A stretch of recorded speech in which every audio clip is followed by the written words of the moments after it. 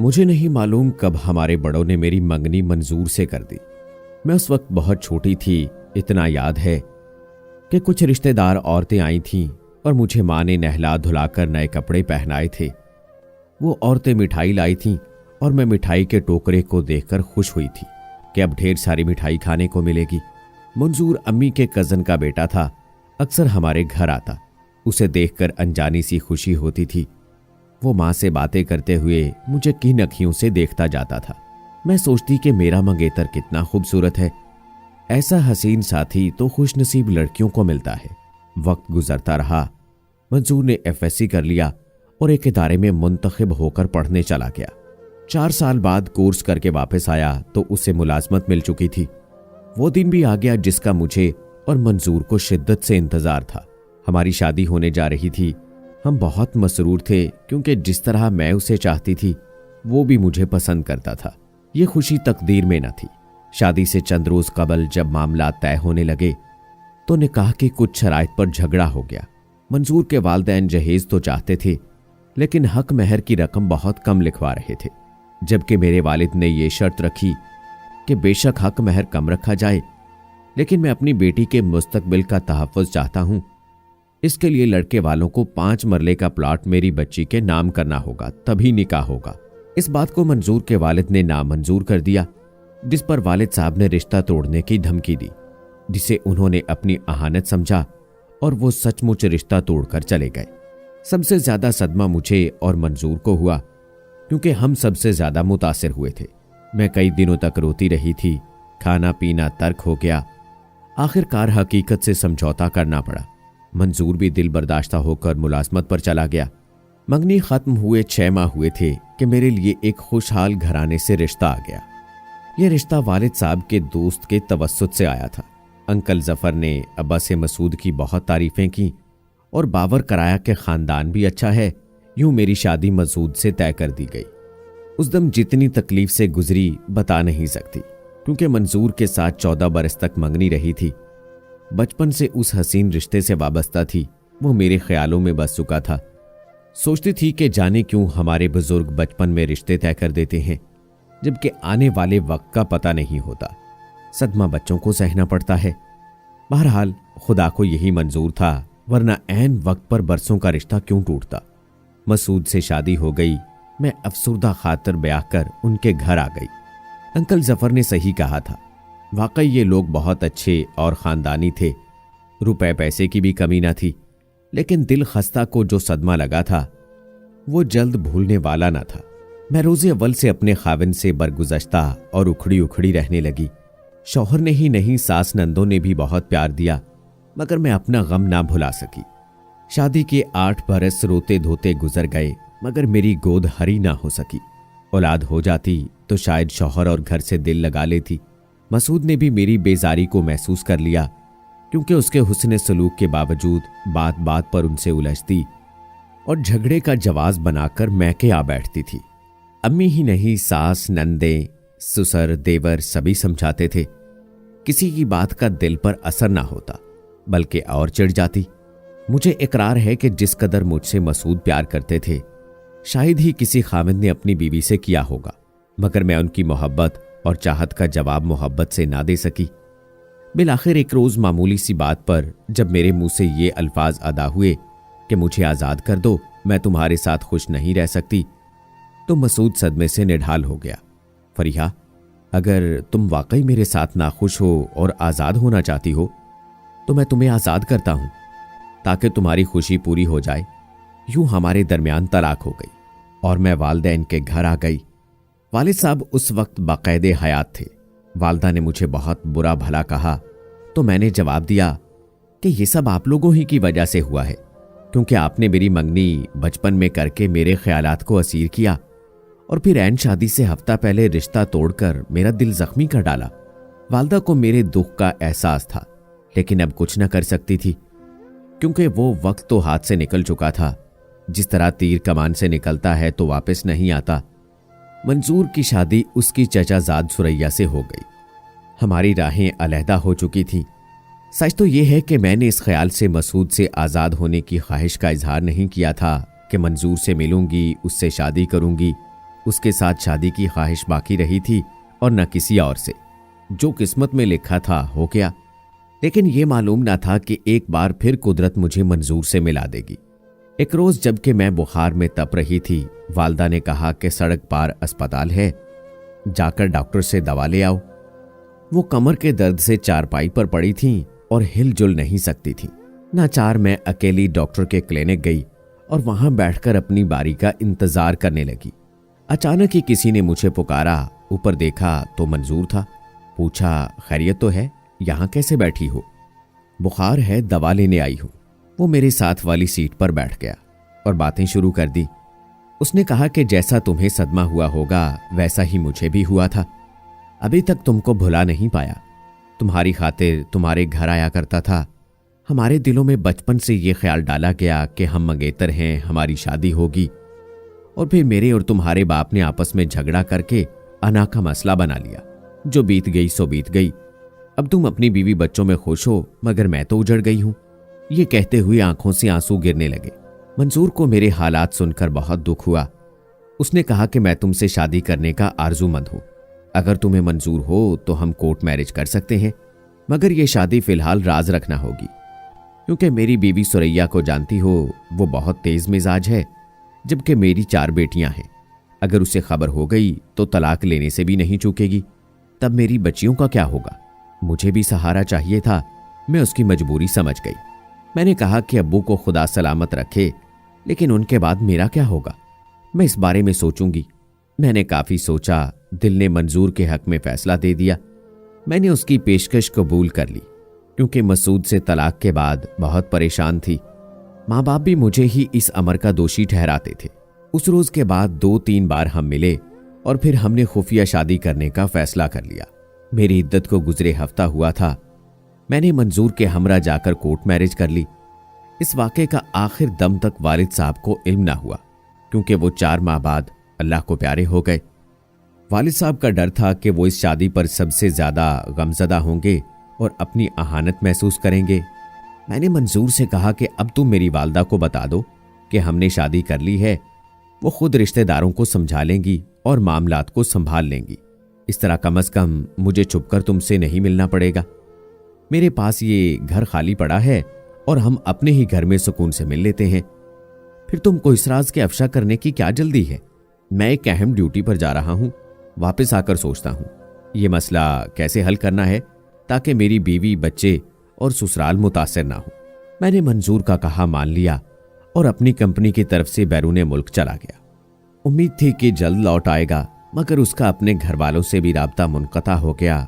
सबको तशवीश थी और मैं सबसे ज्यादा परेशान थी कि मेरा पांव भारी हो चुका था और मैंने मंजूर से शादी को अभी तक राज में रखा हुआ था, जबकि मंजूर ऐसे वक्त में बैरूने मुल्क भेजा गया था जहां पहले से हालात बहुत खराब थे और जंग छिड़ी हुई थी। अब बच्चे की पैदाइश के दिन करीब आ रहे थे और मैं सख्त परेशान थी। माँ ने मेरी परेशानी को भांप लिया। सवालात किए तो मैंने उन्हें बता दिया कि मंजूर से कोर्ट मैरिज की है। इस शादी को मैंने अब्बू के डर और मंजूर ने अपने ससुराली रिश्तेदारों के खौफ से राज रखा था। हम समझ रहे थे कि बहुत जल्द हालात साजगार हो जाएंगे तो सबको बता देंगे, लेकिन मंजूर के लापता हो जाने से अब मैं बहुत मुसीबत में आ चुकी हूँ। वालदा ने सर पकड़ लिया, बोली, इतना बड़ा कदम उठाने से पहले मुझसे तो पूछ लिया होता। अब तुम ही नहीं, मैं भी मुसीबत में हूं। ये राज कब तक राज रहेगा, जबकि रुसवाई हमारे दर पर दस्तक देने वाली है। उन्होंने उसी वक्त सवारी मंगवाई और मंजूर के यहां चली गई। वहां भी उसकी गुमशुदगी की वजह से सब परेशान थे। उसकी बीवी रोती थी कि जिस मुल्क में जंग हो रही थी वहां मंजूर को ड्यूटी की खातिर भेजा गया। उसके कुछ दोस्तों से पता कराया है, वो यही कहते हैं कि जंग में काम आ गया है।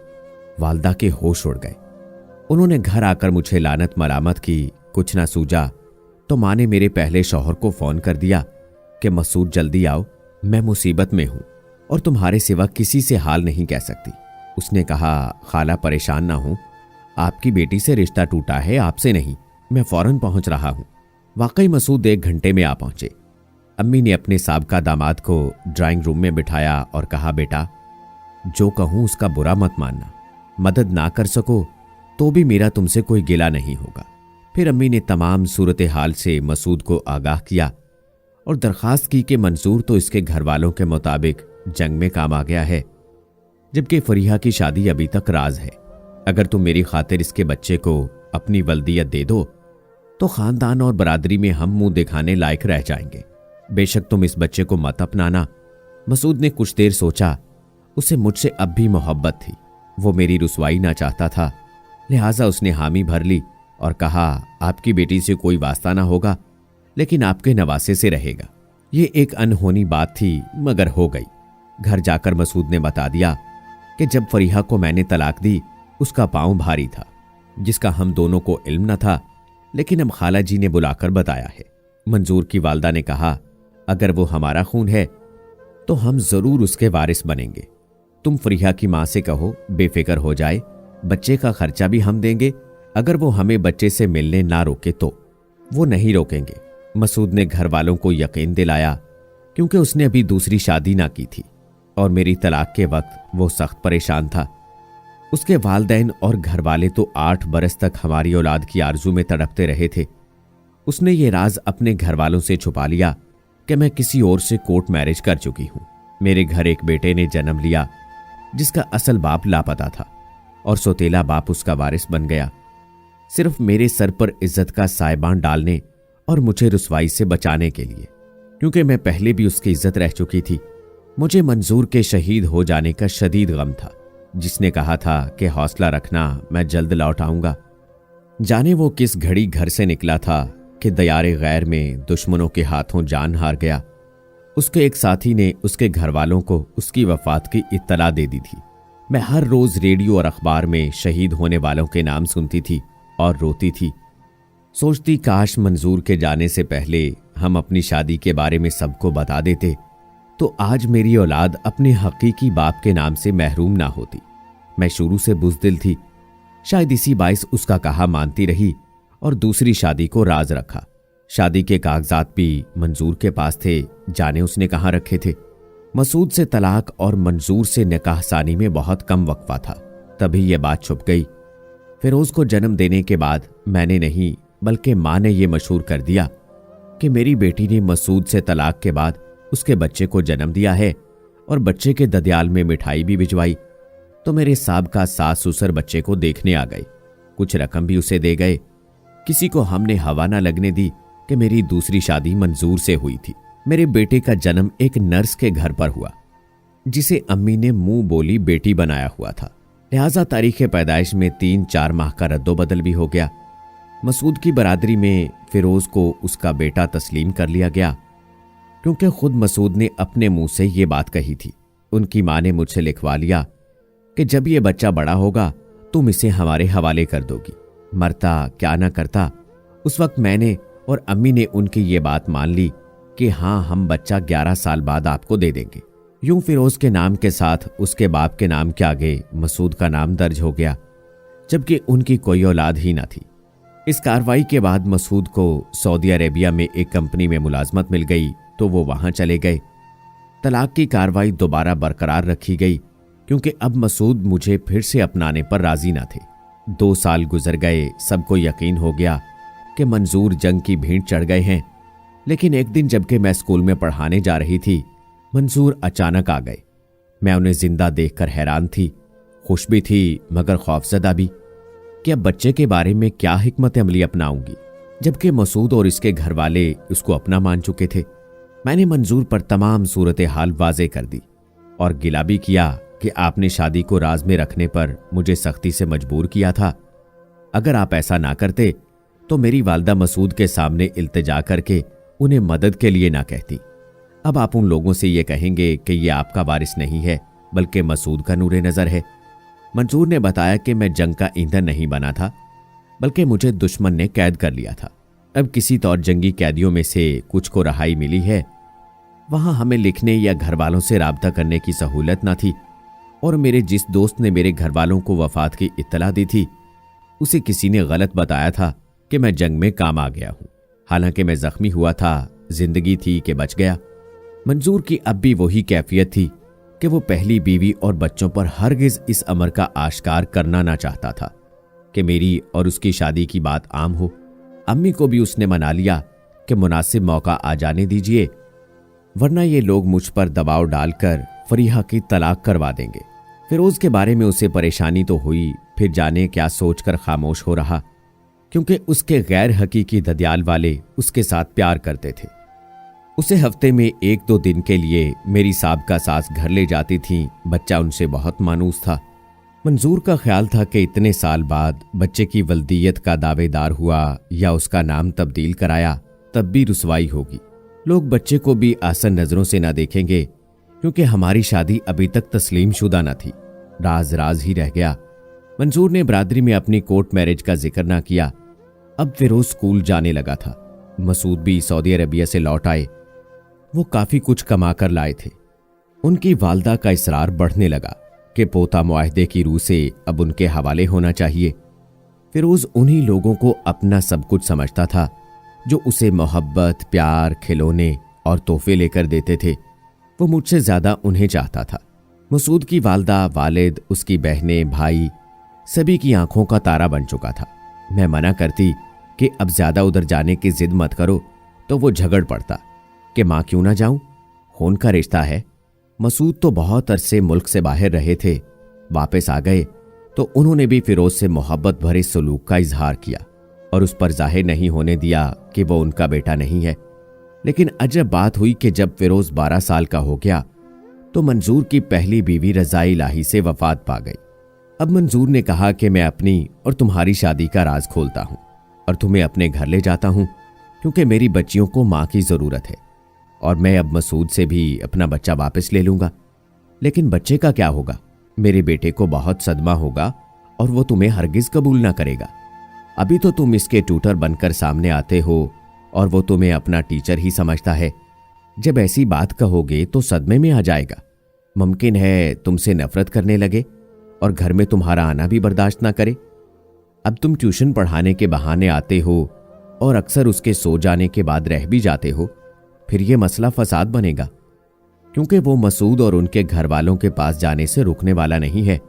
मंजूर ने मेरी बात ना मानी और एक रोज मसूद से खुद राब्ता कर लिया। उससे मिले और खूब रोए। मेरा और तुम्हारा कोई मामला नहीं है। मैंने फरीहा को तलाक दी, उसने फिर तुमसे शादी की। मैं खाला को रोता ना देख सका और तुम्हें मरहूम समझकर इस बच्चे की सरपरस्ती कबूल कर ली। अब मामला फिरोज का है। मैं उसे सदमे से 2-4 नहीं करना चाहता और ना ही अपने वालदैन को, जो इसे अपना वारिस, अपना सब कुछ समझते हैं।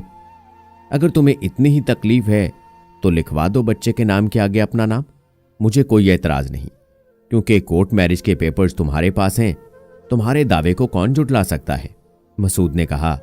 कुछ सोचकर मंजूर वापस आ गए। मुझे कहने लगे कि बेटे को हम उन्हीं के पास रहने देते हैं। मसूद नेक शख्स है, मगर उसके माँ बाप, बहन, भाई जरूर मसला खड़ा करेंगे। तब भी हमारी और हमारे बच्चे की ख्वारी होगी, लिहाजा फिरोज को सदमा नहीं पहुंचाना चाहिए। मसूद के सऊदी अरेबिया से आ जाने के बाद उसके वालदैन फिरोज को ले जाने का तकाजा करने लगे। मजबूर होकर मैंने उसे उन लोगों को ले जाने दिया कि खुद फिरोज यही चाहता था। बेटे की जुदाई मुझे शाक गुजरने लगी और मंजूर ने भी मुझसे निकाह का राज खोल दिया। मसूद के वालदैन ने फिरोज को हमारे घर आने से रोक दिया। मैं बेटे की जुदाई बर्दाश्त कर लेती, लेकिन फिरोज को कभी सदमा ना पहुंचाती। ताहम उसे उस औरत ने एक रोज बता दिया कि जिसके घर उसका जन्म हुआ था कि तुम मसूद के बेटे नहीं बल्कि मंजूर के बेटे हो, जिसे तुम अपना ट्यूटर समझते हो और ट्यूशन पढ़ते हो। यह खौफनाक बात सुनकर मेरे बच्चे का रंग फक हो गया। तुम्हारी मां ना जाने क्यों इखलाकी जुर्रत से काम नहीं लेती और अपनी झूठी इज्जत बचाने की खातिर तुम्हें सगे बाप की शफकत और वरासत से महरूम कर रखा है। यह इंकिशाफ न था, मेरे मासूम बच्चे पर इस सफाक औरत ने बम गिरा दिया था। वो ज़हनी तौर पर बहुत ज्यादा डिस्टर्ब हो गया। उधर अब मैं मंजूर के घर आबाद होने पर मजबूर थी कि उसने बरादरी वालों को अपने और मेरे निकाह से बाखबर कर दिया था। मेरी जो दिली कैफियत अपने बेटे को रोते देखकर हुई वो बयान से बाहर है। वो टूटकर रेजा रेजा हो गया था। मेरा जी चाहता था कि उससे माफी मांगूं, उसे गले लगाऊं, मगर वो मुझे परे धकेल देता था। उसने कहा, मेरा क्या कसूर है? क्या अब जाकर अपने सोतेले बाप और दादा दादी से ये कहूं कि तुम्हारा कुछ नहीं? 12-13 साल के इस प्यार को कैसे भुला दूं जो उन्होंने मुझे अपनी औलाद समझ कर दिया है? फिरोज मुझे छोड़कर दोबारा मसूद के घर चला गया, मगर वहां भी उसे चैन ना मिला। वो बीमार पड़ गया। बिलाखिर उसने फैसला किया कि मसूद का बेटा ही बन के रहेगा और जिन लोगों ने मोहब्बत दी, जिनको दादा दादी फुफ्फो ताया चचा के रिश्तों से पुकारता है, उनकी मोहब्बत नहीं ठुकराएगा। फिरोज ने मुझे फ़ोन करके आगाह किया कि वो अब कभी मेरे पास नहीं आएगा, मैं उसे भुला दूं। उसने कहा, जिस शख्स ने इतने साल जुदाई में गुजार दिए उसे कहो कि अब भी मुझसे दूर रहे, क्योंकि मैं पापा यानी मसूद और उनके घर वालों को नहीं छोड़ना चाहता, जो मुझे अपना कहकर सीने से लगाते हैं। बिलाखिर मैंने और मंजूर ने मसूद और उनके घर वालों के एहसान का बदला उन्हें अपना बेटा देकर उतार दिया, क्योंकि फिरोज की खुशी इसी में थी। उसने मुझसे मिलना तर्क किया और मैंने दिल पर सब्र का पत्थर रख लिया। तो दोस्तों, कैसी लगी हमारी आज की ये कहानी? उम्मीद करते हैं कि आपको पसंद आई होगी। अपनी राय कमेंट बॉक्स में ज़रूर दीजिएगा। मिलते हैं अगली वीडियो में, तब तक के लिए अल्लाह हाफिज़।